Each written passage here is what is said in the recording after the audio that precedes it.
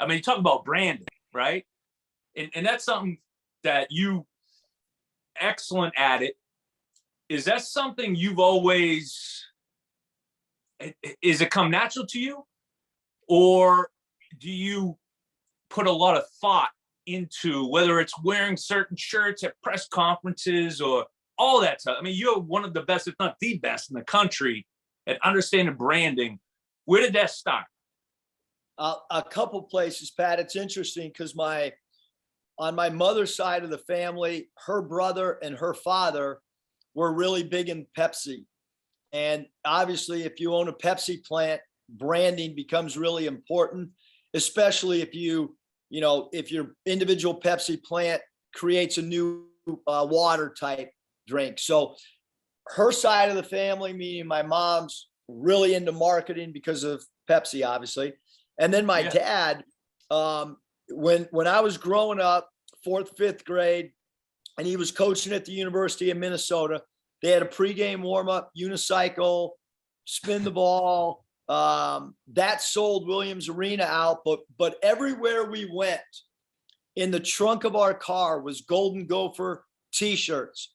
So if I said, hey, Dad, after practice, I said, hey, Dad, I want to go grab a McDonald's hamburger, he would say, all right, well, let's go. We'd go inside. I'd look back and he'd have 30 shirts in his arm and he'd be passing them out while I'm ordering a hamburger. It's the most embarrassing thing ever. I'd get back in the car, say, Dad, that's so embarrassing. He'd say, no, you know what it's called? It's called marketing.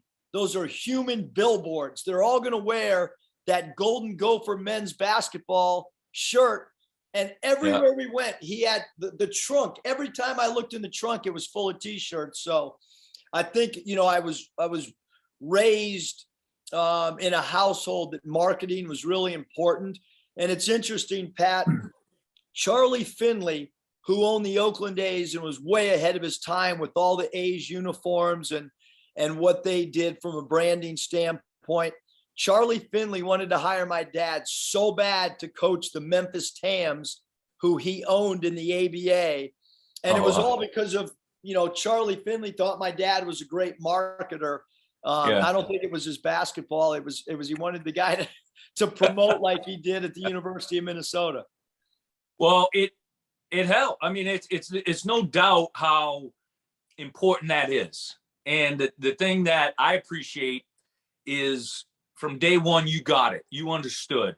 Like, obviously I'm biased, but I look at the Razorback program as one of the great programs, so unique because of Northwest Arkansas, the businesses there. First of all, a state of 3 million people. We just got one hog, and with the businesses up there. So I would get in arguments with folks all the time about how unique it is, and then for you to see that even before you got the job. I mean, was that something where? So you're at Nevada, and or what was your introduction to Razorback basketball? Maybe even was before. Yeah. So it's so interesting, Pat. Like growing up in San Diego, California, there was 3 college T-shirts that I wore. It was UCLA, UNLV because of Tark the Shark, and Arkansas. And so somebody my age, Marvin Delp, those guys that played the triplets, Ron Brewer Sr. Yeah. I mean, like I knew those guys, Sidney Moncriefs, these names, like I knew them growing up, even in San Diego, California. And to me, those were the 3 coolest college teams. It was like for a 5-6 year running, Arkansas, UCLA, and the running Rebels. And so that was the first, thought of Arkansas. But then when Hunter called, we were actually at the Final Four. My wife and I just started diving into as much research as possible. And obviously Coach Anderson had a great program, and when I came into the job, really talented players, 2 NBA level guys, and Isaiah Joe and Mason Jones. But then Danielle, my wife, started diving into all the things in Northwest Arkansas, and it was just so impressive the businesses, the community, and then to start to really figure out like what you just said about one hog and the importance of how important this athletic program, not just basketball, not just football and Coach Pittman, but the entirety of the program athletically is insane. Like baseball games are as fun as football games. I mean, the baseball games here, 10,000 people, and just a really, really unique, one of a kind athletic program in my mind.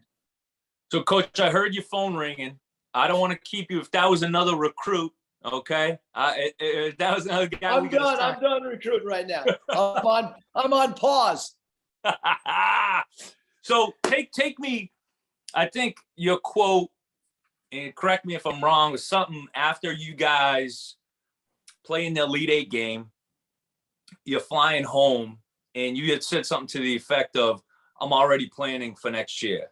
So what do you start thinking about when you come off of a season like this? Where does your mind go in terms of next year?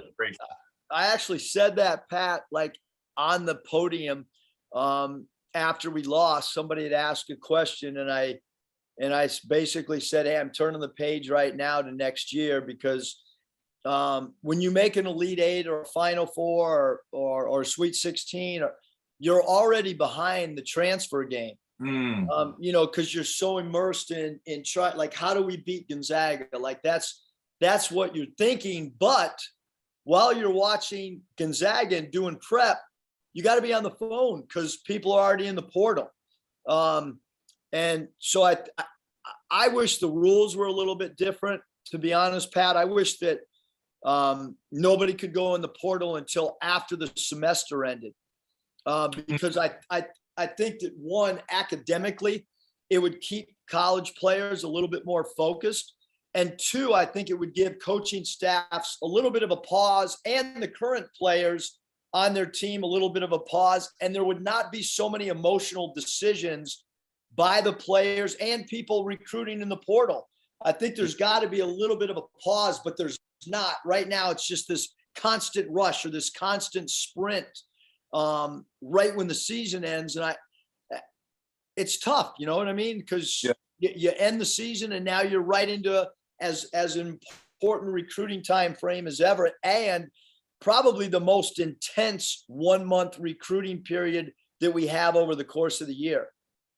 Yeah, it's always good to be able to kind of decompress, and for the players, the coaches, and you see it often where guys, I even, stories about players that I think it was like Scotty Thurman and Colas Williamson, after they lose in '94 to Duke, they're crying, "We're coming back next year. We're coming back for our senior year." And Coach Risa was like, "Fellas, no.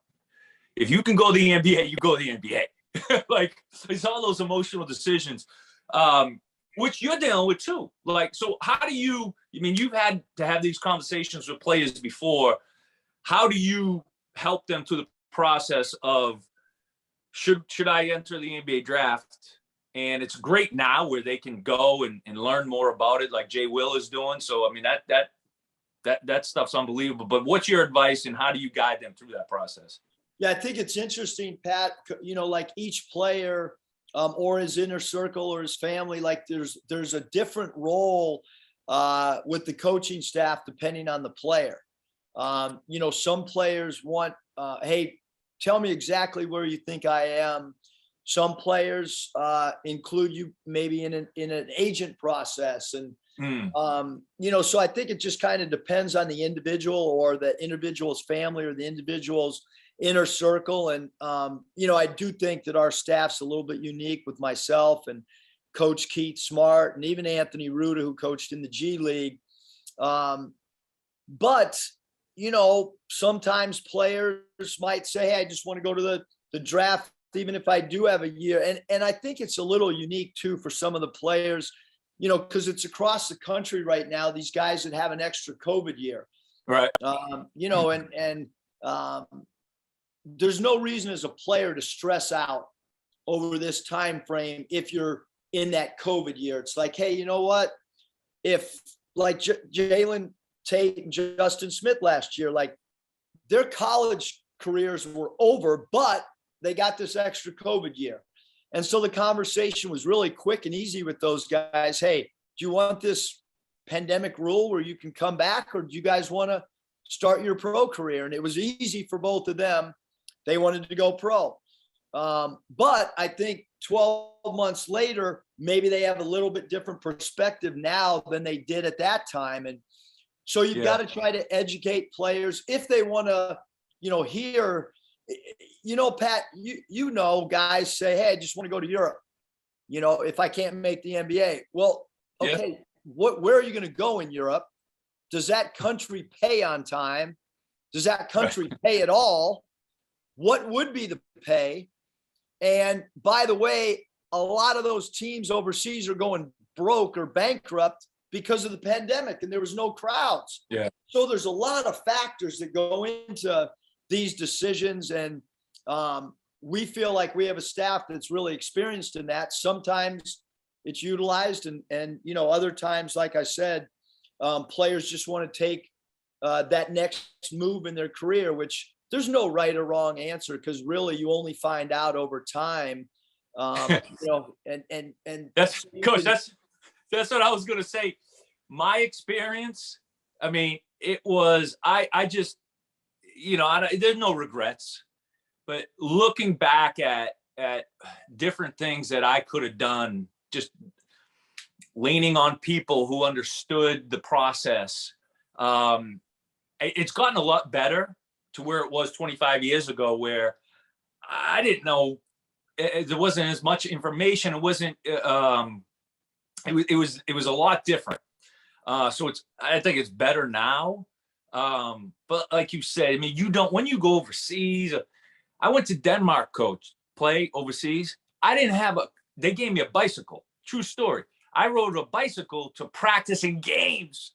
There was no vehicle. There was no car for me to drive. So, I mean, there's just so many things. I hope those guys lean on you, because